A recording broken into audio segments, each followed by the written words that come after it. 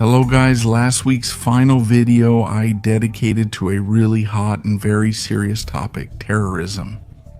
Today, to help you relax a bit, we will deal with a much lighter and in a certain sense fun topic. After the video uploaded a few months ago in the 5 most disturbing and revealing children's drawings in history, today it's the turn of the phrases. The sincerity and spontaneity of children is well known.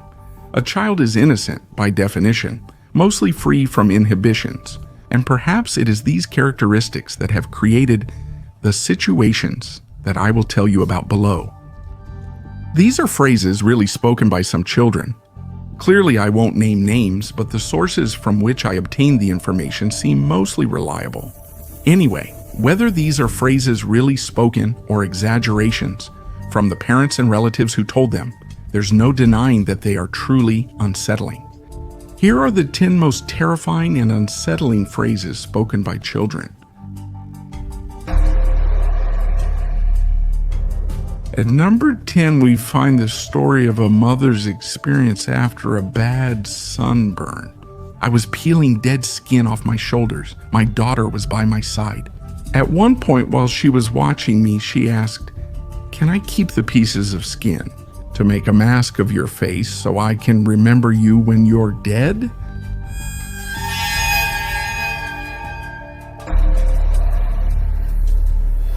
At number 9, we find the story of a father. When my daughter was only 3 years old, one morning she woke up in a bad mood. I asked her if she had slept well and she replied no. Popo Mike kept me awake all night, pinching my toes. My father, who everyone called Popo Mike, had died 8 years before my daughter was born. And he used to wake us up by pinching our feet?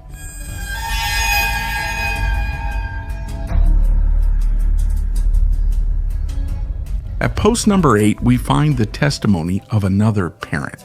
It is known that jealousy among siblings is quite common. My 3-year-old daughter was close to her newborn little brother, when suddenly she looked at me and said, "Dad, it's a monster. We'll have to bury him."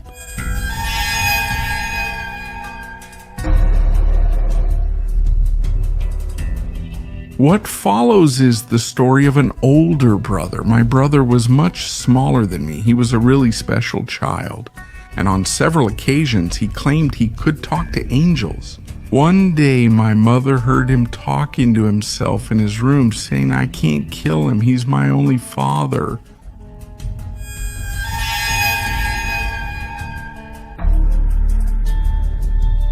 At number 6, we find the story of another father. While I was tucking in my 2-year-old son, he said to me, "Goodbye, Dad." I immediately corrected him. "You don't say goodbye, you say goodnight." He looked at me and said, "I know, but this time it's a goodbye."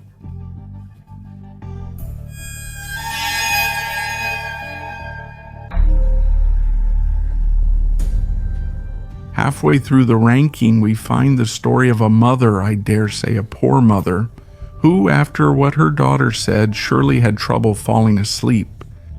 It was a time when my 5-year-old daughter was having a lot of nightmares. One evening, tucking her in, she tries to reassure her by saying, "Don't worry, Mom is here.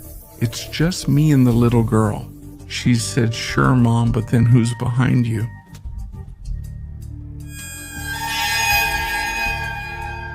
At number 4, we find a phrase said out of anger. Yes, you can imagine that a child's anger can reach really extreme levels. After a dispute with her grandfather, a 4-year-old girl, looking him straight in the eyes, told him, "Just remember that you will soon become dust."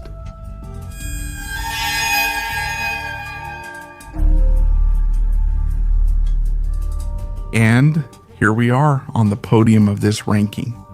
In 3rd place, we find the phrase said by a 4-year-old girl to her older cousin. The story of the cousin is quite disturbing.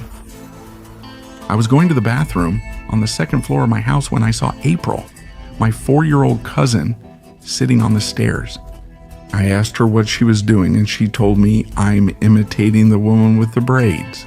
I didn't know which woman she was referring to, and I asked her again, "Which woman with the braids?" "April? Where is she?" Pointing to a beam on the roof, she indicated that she was right there and that her braids were sometimes around her neck. I asked her to give me more details, and she replied that she was making strange faces. At that point, I started to get scared, until April again stated, "See, she makes faces like these," and her gestures mimicked a person who was suffocating. In second place, we find the story of a poor babysitter. A few years ago, I was babysitting the daughter of two friends. During the night, they lived in an apartment with windows overlooking a very large garden. The little girl approached the window, stood still for a few minutes staring at the garden, and immediately after she threw herself into my arms saying, "I'm scared, I'm very scared." He asked her what she was afraid of and what she had seen. The sentence she uttered was, "The darkness is coming in right now."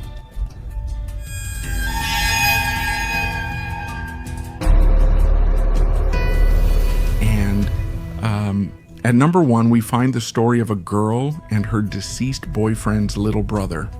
Here is her story. My boyfriend died under unfortunate circumstances, very young. A few days after the incident, I went to visit his family and his younger brother. The memories made me burst into tears, and the child came up to me and asked me, "Why are you crying?" I told him that I missed his brother very much, and he, with a confused expression, asked me, "Why?" He's there, sitting on the porch. So how would you have behaved in such a situation? What do you think prompted these children to utter such phrases? Let me know in a comment. If you liked the video, subscribe to the channel, leave a like, a comment, or share it with your friends. Greetings, and see you in the next video from the Unexplainable.